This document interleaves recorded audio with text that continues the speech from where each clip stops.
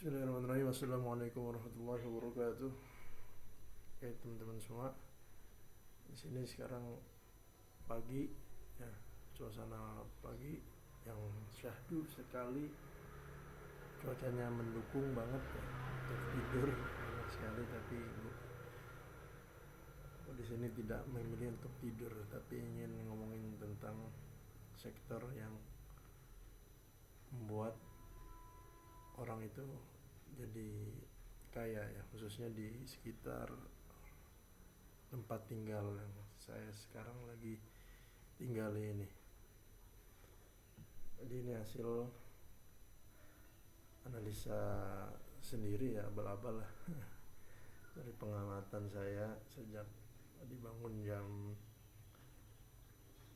setengah empatan, hasil renungan pribadi, refleksi diri, karena saya orangnya suka mikir, istilahnya deep thinking, deep dive, menyelam ke dalam pikiran, dan itu rasanya sangat menyenangkan bagi saya pribadi.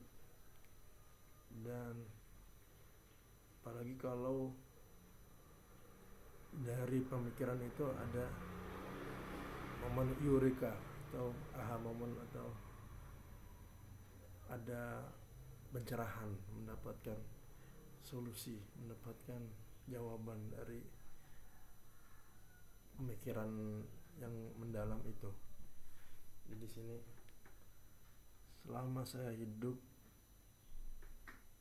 belasan tahun, dari TK sampai sekarang, itu belasan tahun, hampir 20 tahunan, akhirnya mendapati diri ini melihat keadaan sekitar itu, bagaimana orang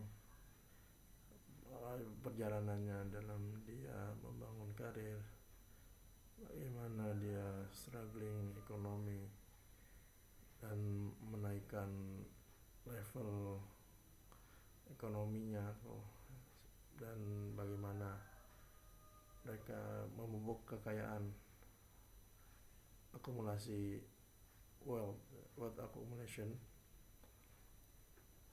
Itu ada beberapa sektor yang saya lihat di sekitar rumah saya pada khususnya. Itu ada lebih khususnya ke dua sektor menurut pengamatan saya. Apa dua sektor itu? Dua sektor itu adalah finance dan IT. Yang pertama bahasnya IT. Di sini banyaknya orang yang bergelut di bidang IT, teknologi, telekomunikasi, infrastruktur jaringan, dan lain sebagainya dalam IT developer, dalam IT infrastruktur atau IT management. Itu rata-rata bisa berkecukupan, bahkan lebih,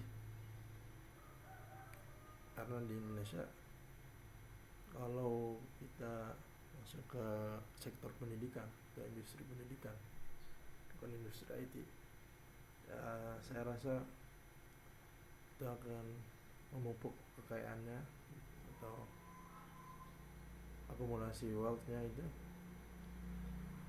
dan berkecukupannya itu mungkin tidak secepat di bidang IT. Mungkin penonton bisa lihat sendiri ya, di daerah sekitarnya, orang-orang sekitarnya atau tetangga, kerabatnya, kenalannya yang bisa memupuk kekayaan secara cepat itu di bidang apa.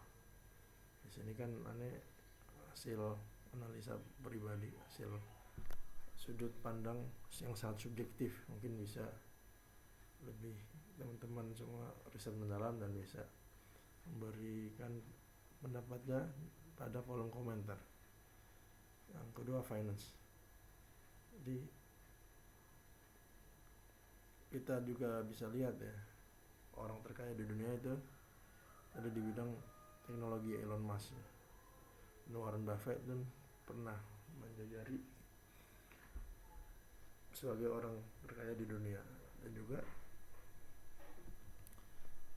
di bidang IT itu Bill Gates ya, software engineering itu memapaki juga di peringkat teratas sempat ya, nomor 1 di dunia juga kan. Itu naik turun ya tiap tahunnya, ada pergeseran.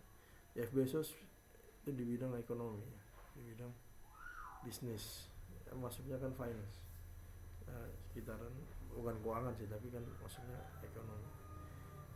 Jadi sangat jarang orang di bidang pendidikan itu cepat menghasilkan kekayaan, bahkan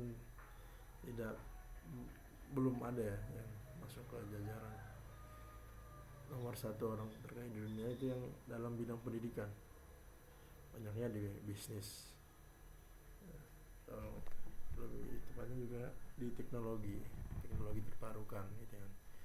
Kita lihat Tesla, SpaceX kan, itu adalah teknologi yang advance ya, yang terbarukan, yang melampaui di zamannya, yang bisa mengungguli di bidangnya itu. Kedua finance. Jadi walaupun banyak yang bilang akunting akan digantikan AI, auditor akan digantikan AI, analis apa segala macam itu digantikan AI, tapi kalau sekarang ini ya saya rasa mungkin agak lama, mungkin 20 atau 50 tahun ke depan atau 10 tahun, karena akuntin itu masih banyak diperlukan oleh market ya, oleh demand-nya, permintaannya masih tinggi di market. Banyak perusahaan juga yang masih mencari akunting, masih mencari akuntan ya. Saya rasa sektor ini bisa juga untuk mempercepat kekayaan. Mungkin teman-teman yang masih bingung mau kuliah di mana atau mau bergelut di bidang apa untuk cepat ya memupuk kekayaan gitu ya. Ya memupuk kekayaan juga dalam Islam sebenarnya nggak masalah, asalkan dengan cara yang halal dan thayyibah, ya menganggari syariat. Ya boleh-boleh saja seorang muslim itu kaya, bahkan ada beberapa ulama yang bilang dianjurkan, tapi ya itu balik lagi, itu pilihan penonton masing-masing ingin memilih jalan apa yang ingin dipilih. Menjadi sederhana pun, menjadi miskin pun tak apa, dan juga sangat mulia. Semuanya itu adalah ujian, kekayaan, kemiskinan, kesederhanaan dan lain sebagainya, itu adalah ujian. Rasulullah SAW berfirman, Allah wa nabluukum bisyarri wal khairi fitnah, dan kami akan menguji kalian itu dengan syarri wal khairi, dengan keburukan dan dengan kebaikan. Jadi tadi ya, 2 sektor yang cepat bisa mengakumulasi, memupuk harta kekayaan. Menurut sudut pandang saya pribadi, jadi bebas ya, silakan berpendapat, terbuka, dan juga silakan mau pilih apa ya. Karena yang saya rasakan sendiri ya, melihat dari lingkungan tetangga, kompleks sekitar yang di tempat saya tinggal ini ya, tadi 2 sektor tadi yang di perbankan juga lumayan cepat untuk menghubungi akumulasi harta benda kekayaannya. Yang satu bidang yang mungkin tidak secepat dari 2 sektor itu, yaitu sektor pendidikan, khususnya di Indonesia. Ini harus menjadi perhatian bagi pemerintah untuk mempedulikan kesejahteraan para pendidik di sektor pendidikan. Itu yang harus diperhatikan, dan juga masyarakat perlu kesadaran bahwasanya pendidik itu harus dimuliakan, dan pendidik itu menjalani kehidupan yang tidak sebanyak kekayaan yang dimiliki oleh tadi orang-orang yang bekerja di dua sektor itu. Karena di Indonesia ini secara kebijakan tidak berpihak kepada pendidikan, belum. Insya Allah kedepannya akan kita terus berharap, kita terus berdoa, optimis, kita berikan masukan yang baik gitu ya. Jadi begitu ya teman-teman, menurut saya pribadi, dan ini terbuka untuk semuanya. Kayaknya ngalor ngidul aja di pagi hari, mencurahkan apa yang ada di isi pikiran, yang apa di isi kepala ya. Semoga itu bermanfaat ya. Dan ini menjadi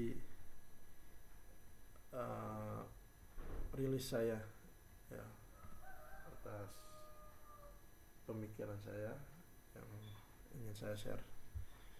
Karena kita baiknya itu tidak memendam ilmu, tapi kita membagi apa yang kita ketahui, nah, selama itu positif, dan semoga itu barangkali mudah-mudahan ya bisa bermanfaat bagi semuanya. Dan video ini pun melatih saya dalam public speaking, bagaimana bisa menggait audiens, bagaimana berbicara dengan baik, dengan lancar, dan ini akan menjadi track record ya, bisa menjadi arsip bagi saya pribadi, arsip digital. Saya bisa memperhatikan bagaimana progres pemikiran saya dalam beberapa tahun gitu. Terima kasih semua. Assalamualaikum.